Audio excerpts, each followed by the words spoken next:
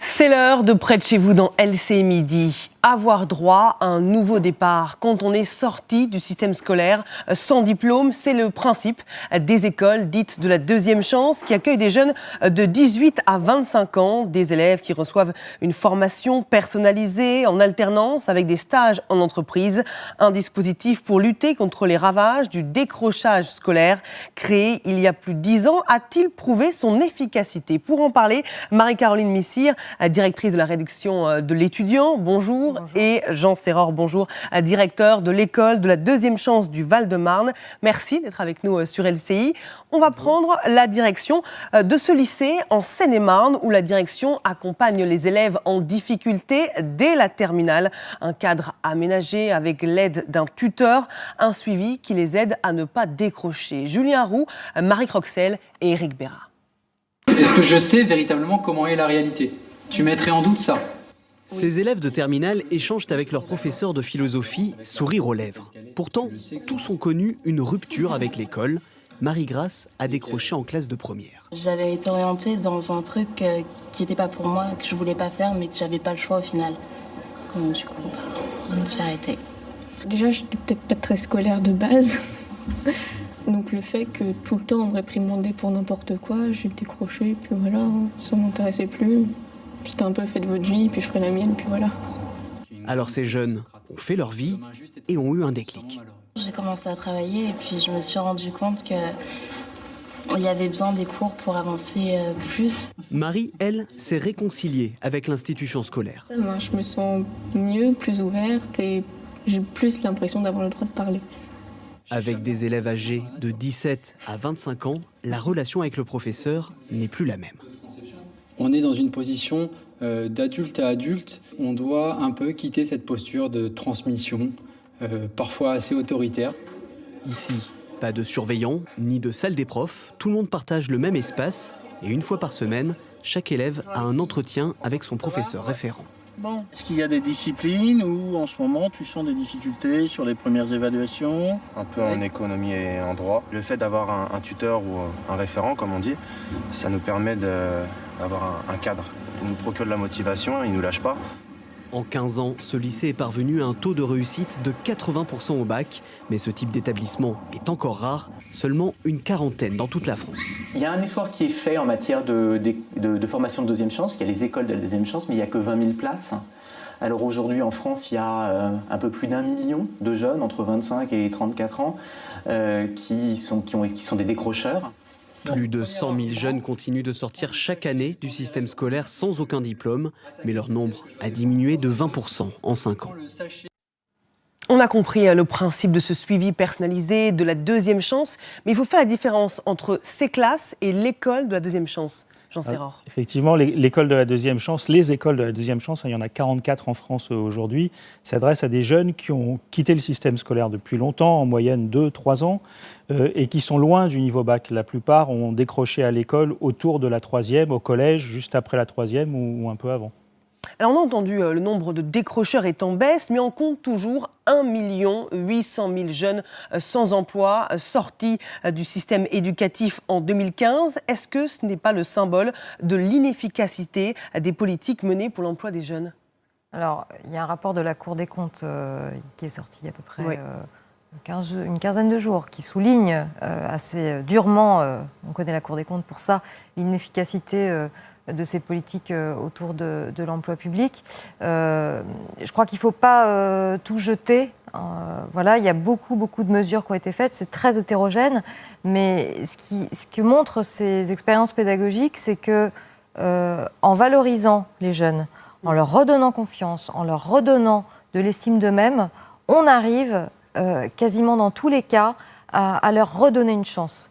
Alors ce que ça montre, c'est que peut-être qu'il y a quelque chose autour de l'académisme de notre système traditionnel qui n'encourage pas assez les élèves, qui ne valorise pas assez leurs compétences. Et certains élèves, ils sont assez nombreux finalement, ne se retrouvent pas forcément dans un cadre scolaire. Le cadre scolaire, le cadre académique ne correspond pas à tous les jeunes. Et heureusement, en France, il y a des dispositifs pour accueillir ces jeunes et leur redonner de la motivation. Mais il faut voir qu'ils arrivent, ils sont fragilisés, ils sont cassés Et je crois que ces dispositifs comme l'école de la Nouvelle Chance, comme ces micro-lycées qui expérimentent de nouvelles méthodes pédagogiques sont des bonnes solutions et qu'on devrait les encourager à en avoir beaucoup plus sur le territoire. Et justement, parmi les dispositifs qui trouvent grâce aux yeux de la Cour des comptes, il y a justement les dispositifs des écoles de la deuxième chance qui ont un bilan plutôt positif. On va le regarder ensemble. 71% des jeunes stagiaires ont trouvé une voie d'insertion, une formation ou un contrat de travail. Mais le problème, c'est qu'elles ne sont pas assez nombreuses, ces écoles de la deuxième chance. Il y en a actuellement 44 en France. Elles ont chacune plusieurs antennes, donc ça représente environ 100 lieux où les jeunes peuvent être accueillis dans toute la France, principalement dans l'Est et le centre du pays et le Nord, peu sur la façade ouest du pays. Ça représente un peu plus de 15 000 jeunes accueillis chaque année.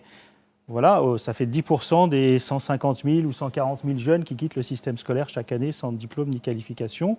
Ce que dit la Cour des comptes et qui est important à souligner, ça fonctionne parce qu'on a réussi dans ce dispositif-là à concentrer des moyens importants pour un public dont les besoins ont été bien identifiés avec des objectifs précis qui sont à la fois de rattraper avec eux les savoirs de base et en même temps de les aider à construire un projet professionnel en contact avec la réalité du monde de l'entreprise. C'est pour ça que c'est des formations en alternance et c'est très utile pour eux parce que ça les aide à redonner du sens aux apprentissages et à reprendre confiance en eux parce qu'après un échec scolaire, les jeunes que nous accueillons ont vraiment une estime d'eux-mêmes qui est très dégradée et qu'il nous faut à tout prix essayer de reconstruire. Marie-Caroline Messière.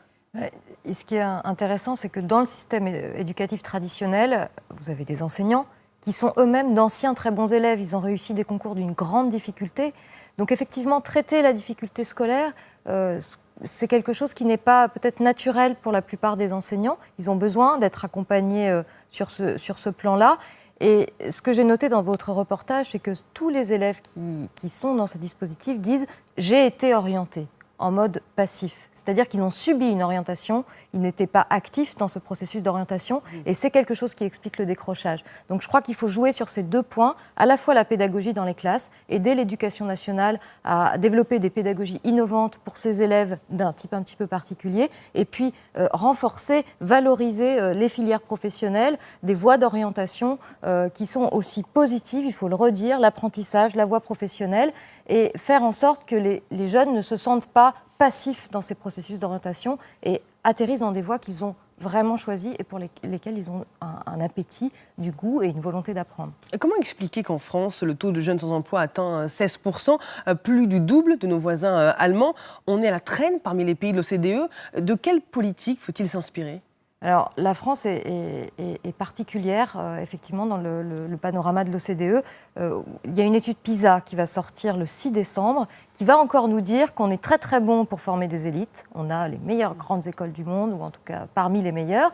Mais on est un système très très inégalitaire. Donc effectivement, on n'arrive pas à insérer un nombre croissant de jeunes. Alors, il faut s'inspirer de certaines politiques. J'en cite une, par exemple, en Autriche, le gouvernement a très récemment décidé de fusionner la filière générale et la filière professionnelle, si je caricature, pour se rapprocher de ce qui existe en France, et ce qui revient à faire disparaître une forme de sélection d'orientation précoce pour les jeunes. Peut-être que ce dispositif-là, on pourrait l'étudier pour l'implanter en France. Il y a l'apprentissage en Allemagne qui est beaucoup plus valorisé que chez nous.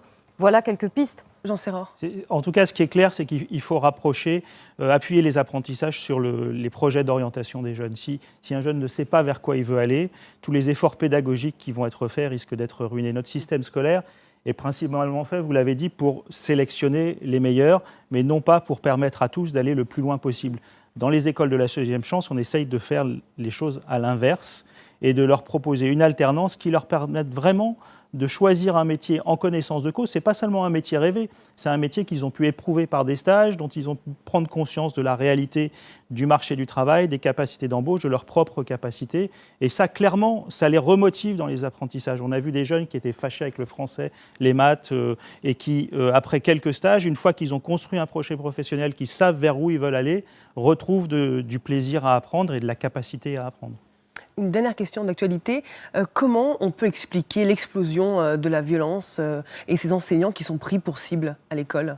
Alors, c'est pas la première fois que ça se passe, mais moi, je suis extrêmement choquée par ce qui s'est passé devant ces élèves de CN2. C'est quelque chose...